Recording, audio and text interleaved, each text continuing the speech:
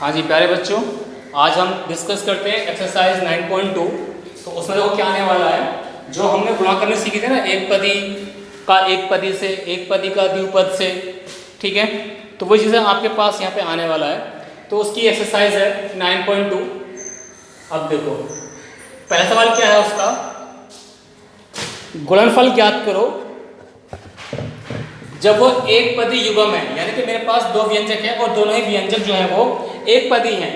तो उसने क्या लिखा है, देखो पहला पार्ट है क्वेश्चन नंबर 1 का, ये पहला पार्ट आता है जब मेरे पास दो व्यंजक है, ये एक पदी में एक तो एक 4 आ गया और एक आया 7p 7p।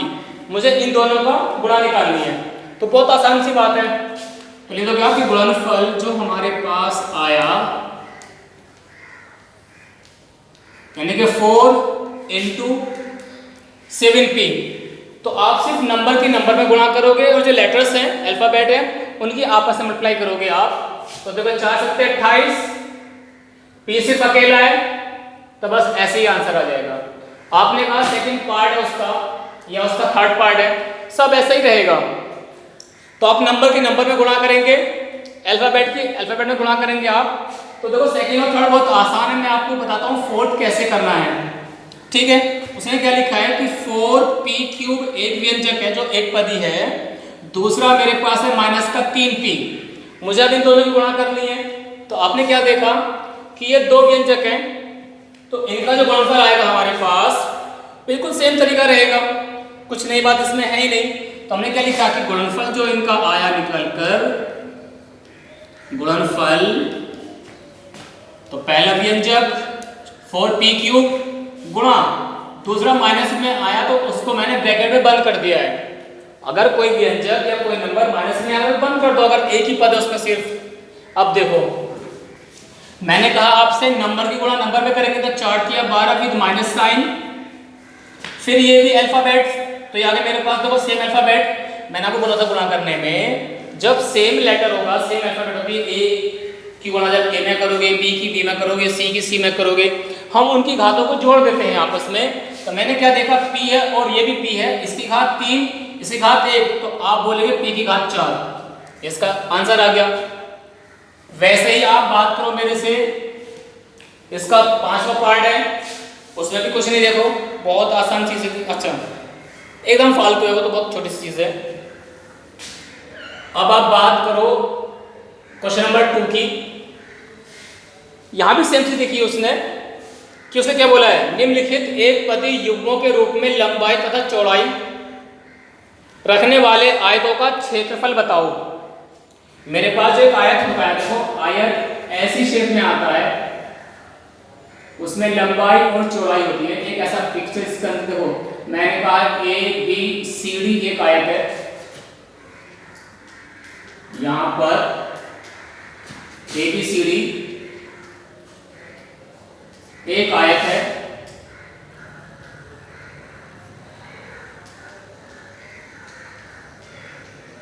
जिसकी लंबाई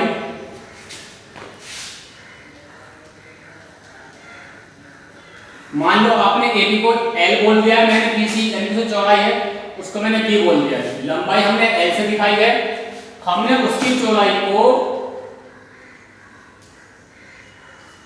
मान लो B लिख दिया है, तो ये L हो गया और ये B। तो आपने याद कर रखा है आयत का क्षेत्रफल और आयत का परिमाप।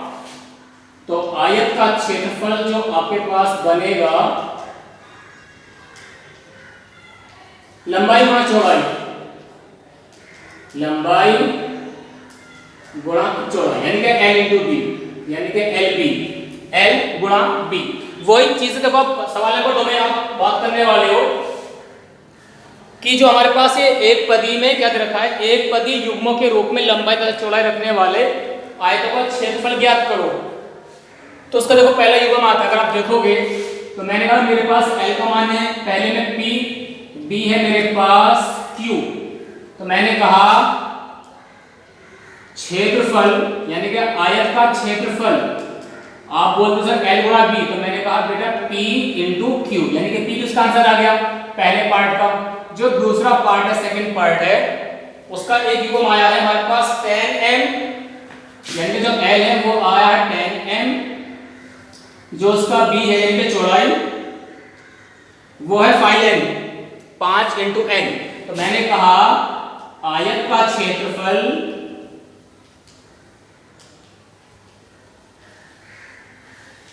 लंबाई गुणा चौड़ाई l इंटू b। तो ये l और ये b यानी कि 10n की गुणा करूंगा मैं 5n से। तो आपको याद है कि सर देखो नंबर के नंबर से गुणा करेंगे और जो हमारे पास वेरिएबल है अल्फा बीटा उनकी आपस में, तो 10 पंजे 50 m गुणा n यानी कि mn। तो सारे युग्म देखो बिल्कुल इस हिसाब से आपको करने हैं। दूसरे के बाद होगा तीसरा भी आएगा, चौथा भी आएगा, पांचवा भी आएगा, सबका एक ही तरीका बेटा, ठीक है। तो ये पहला सवाल, ये दूसरा सवाल। अब अगर आप बात करते हैं तीसरे सवाल की, तीसरा सवाल में देखो क्या दिया है कि आपके पास एक टेबल दे रखी है, उस टेबल में क्या बना के दिया है कि मेरे पास ये टेबल को मैंने ऐसे, जो सवाल 3 है, क्वेश्चन नंबर 3 देखोगे अगर आप, ये एक टेबल है,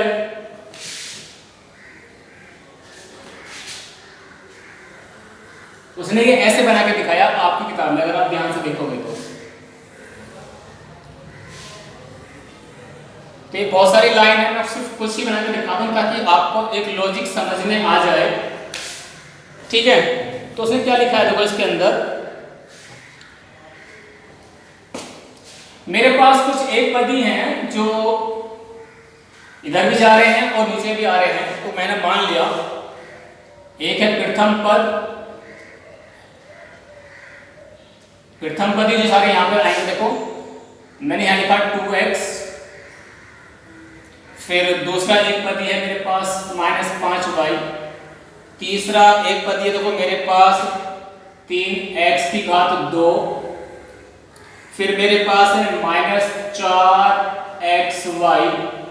तो वैसे ही मेरे पास देखो आगे भी जा रहे हैं, मैंने डैश डैश यानी कि मेरे पास आगे कंटिन्यू हो सकते हैं।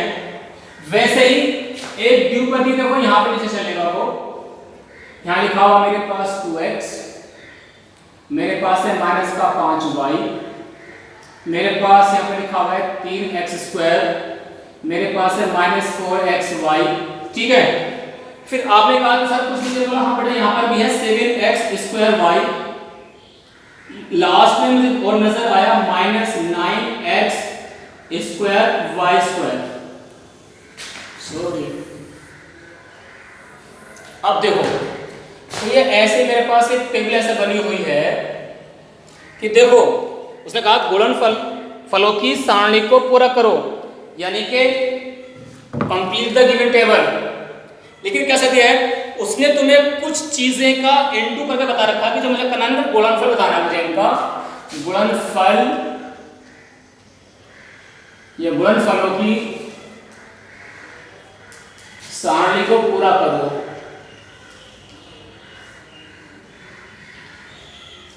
सारणी को पूरा कीजिए।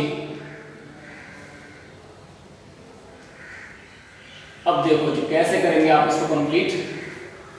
तो उसने क्या देखा, कुछ चीजों को उसने बना करके दिखा रखी है मेरे पास, कुछ कॉलम है। देखो ये मेरे पास एक लाइन ऐसे जा रहा है, ये दूसरा लाइन वर्टिकल, मैं जो हॉरिजॉन्टल लाइन, हॉरिजॉन्टल लाइन, इसे कहा मैंने वर्टिकल लाइन। तो उसने क्या बोला है कि जब मैं इस पहले वाले पद का मान दूसरे से गुणा करूंगा तो मुझे किताब में दिखा रखा 4x²। और बिल्कुल सही बात है कि सर देखो जब 2 की गुणा 2 से करो, 2 दूनी 4 और x की गुणा x में तो उसकी घात जुड़ जाएगी। अब ये पहला वाला मान इसमें भी गुणा करेगा, 2 पंजे 10 x × y। तुमने कहा सर अब इसकी गुणा 3 से में करेंगे, 2 × 6 x की घात 3, क्योंकि एक घात यहाँ से 2 यहाँ से 3 होगी जोड़ने के बाद। वैसे ही आप इसकी गुणा इसमें करोगे -8 x की गुणा जब इसमें करूंगा मैं x की घात 2 और × y बनेगा, क्योंकि x वाला जब x में गुणा करा तो उसकी घात जोड़ दी मैंने, जो उसका एक रूल मुझे याद है जो मैंने आपको बता रखा है हर क्लास में। अब आपने कहा कि सर यहाँ पे जो कुछ मानते हैं वो हम देख लें किताब में, तो सब पूरा कर लेंगे इसी तरीके से।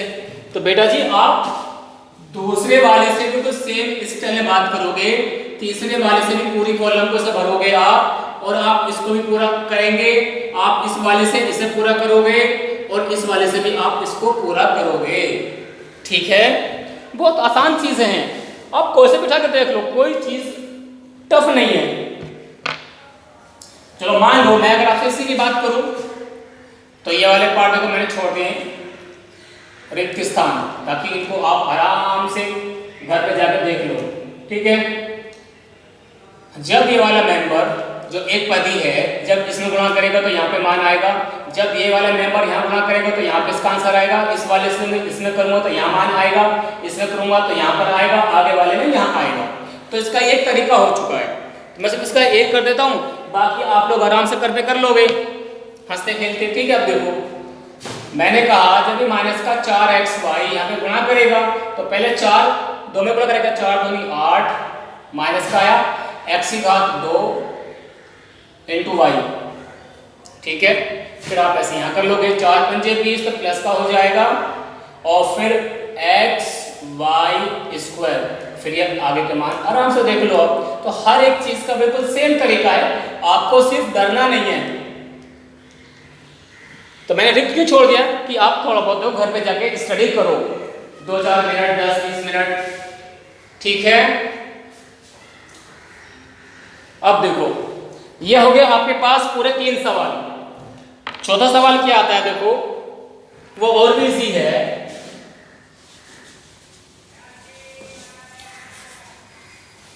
तो जैसे हमने आयत की बात करी थी कि आयत में लंबाई और चौड़ाई होती है, वैसे ही आपके पास एक पिक्चर और आती है जिसका नाम है, मैं लिख देता हूं अभी आपके पास। जब मेरे पास एक ऐसी पिक्चर जिसके अंदर लंबाई हो जाए,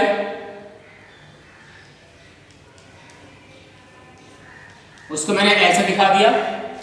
लंबाई एक होती मेरे पास, चौड़ाई उसको मैंने बोला ब्रेथ, एक होती है बेटा ऊंचाई, इसके अंदर 3 नाम आते हैं, लंबाई चौड़ाई और ऊंचाई यानी कि गहराई। उसको मैंने एच से दिखाया, उसको बताओ हम नाम क्या देते हैं। तो 2 नाम है मेरे पास, घन यानी कि इंग्लिश में क्यूब, एक होता है घनाभ यानी कि क्यूबॉइड। हम बात कर रहे हैं क्यों, उसके अंदर लेंथ ब्रेथ और हाइट। घन में क्या होता है, इसमें तीनों मान आपस में बराबर होते हैं, इसमें तीनों मान अलग अलग हो सकते हैं। तो 2 एक जैसे, तीसरा अलग हो जाए, तीनों बिल्कुल अलग अलग आ जाए, ठीक है जी।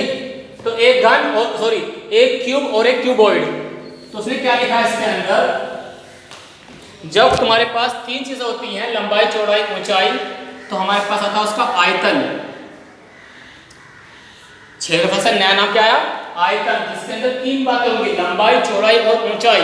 तो हमने कहा घनाभ का आयतन, ठीक है। देख लो घन का आयतन, मैंने कहा L गुणा L, क्यों कि सर उसके अंदर लंबाई चौड़ाई ऊंचाई बराबर है, तो लंबाई लंबाई लंबाई, ठीक है। यानी कि शॉर्ट फॉर्म में आपने बोला L क्यूब यानी कि L3। मैंने बात करी घनाभ का आयतन, आपने कहा सर लंबाई गुणा चौड़ाई गुणा ऊंचाई, तो L into B into H, तो ये हो गया उसका आयतन। तो हम इसको यूज करेंगे सवाल नंबर 4 में। क्या लिखता है वो,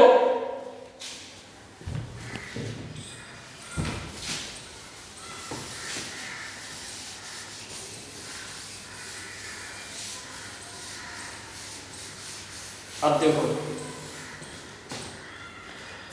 सवाल 4 आ गया, क्वेश्चन नंबर 4, कि आपके पास कोई एक ऐसा बॉक्स है जिसका हमें आयतन बताना है, जिनकी लंबाई चौड़ाई और ऊंचाई दे रखी है हमारे सवाल में। हमारे पास है 4 में 4 पार्ट। तो वो छोटी सी बातें हैं कि सर देखो जो पहला पार्ट है उसके अंदर जो आपकी लंबाई यानी कि जो L का मान है 5a है, जो B है बेटा जी आपके पास है 3a स्क्वायर, जो आपके पास है उसकी ऊंचाई 7a⁴ यानी कि 7a की पावर 4। तो आपने कहा आयतन जो आया हमारे पास L into B into H के तीनों की आपस में गुणा कर देंगे हम, तो 5a गुणा 3 a की घात 2 गुणा 7 a की घात 4। तो बोले सर बहुत आसान है, पहले हम नंबर की गुणा करेंगे। बोले बेटा वो 5 गुणा 3 तो एक साथ लिख लो, थोड़ा सा अच्छा लगेगा आप लोगों को। जब a की बात करूंगा तो सारी घात कितनी हो गई 7, क्यों 4 + 2 6, 6 + 1 7। तो नंबर से गुणा कर लो आपस में।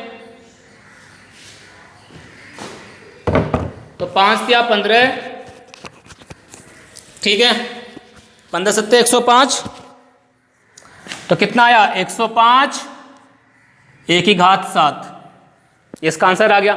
वैसे ही दूसरा पार्ट है, वैसे ही तीसरा पार्ट है, वैसे ही चौथा पार्ट है, कुछ भी नया नहीं है आपके लिए। सिर्फ तीनों को गुणा करना है, एक को L मान लो, एक को B और एक को H, लंबाई चौड़ाई और ऊंचाई। जो इसका एक्सरसाइज का 5वां सवाल है, क्वेश्चन नंबर 5, वो भी कोई बड़ी बात नहीं है। देख लो आप क्या लिखा उसने इसके अंदर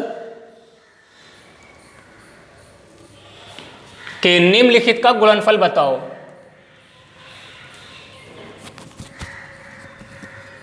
निम्नलिखित का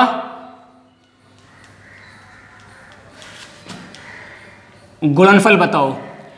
क्या लिखा देखो उसने, पहला है मेरे पास, पहला सवाल एक है एक्स वाई, दूसरा व्यंजक है वाई जेड, तीसरा मेरे पास है जेड इंटू एक्स, कि इनका गुणनफल बताओ। तुम बोले सर इसमें कुछ भी नहीं है, सब फालतू की बातें हैं। तो हम लिखेंगे कि जो हमारे पास आया गुणनफल बराबर इन तीनों की आपस में मल्टीप्लाई। हाँ जी बोलो। तुम बोले सर देखो x वाला x में गुणा करेगा, y वाला y में, z वाला z में। तो मैंने कहा बिल्कुल सही बात है, x की घात 2 आ जाएगा, y की घात 2, z की घात 2। वैसा ही मैं देखता हूं दूसरा सवाल, उसमें भी देखो 3 व्यंजक आराम से कर लेंगे आप। मैं कहता हूं तीसरा पार्ट, उसमें 4 व्यंजक दे रखे हैं आपके पास, 2,4y, 8y स्क्वायर, 16y की घात 3। तो देखो, तो गुणनफल बराबर चारों की गुणा, 2 गुणा 4y, 8y स्क्वायर, 16y की घात 3। तो बोले सर देखो नंबर के नंबर में गुणा करेंगे, 2 चौक 8, फिर गुणा में ये 8 आया, फिर ये 16 हो गया। अब ये देखो कितना आ रहा है, y की घात आपको 6 मिलेगा, 3 + 2 5 और +1 6। अब आप इनकी आपस में गुणा कर लो, 8 गुणा 16 × 8 128, y की घात 6। अब आप इनके दोनों की गुणा करो आप, 8 × 8 64 बचे 6, 8 दूनी 16 और 6 22 बचे 2, 8 एकम 8 और 2 10, y की घात 6। ये बन गया आपका आंसर। तो देखो ये थी आपकी एक्सरसाइज पॉइंट 2, ठीक है। बाकी देखो हम देखें कल, ठीक है। चलो थैंक यू बेटा।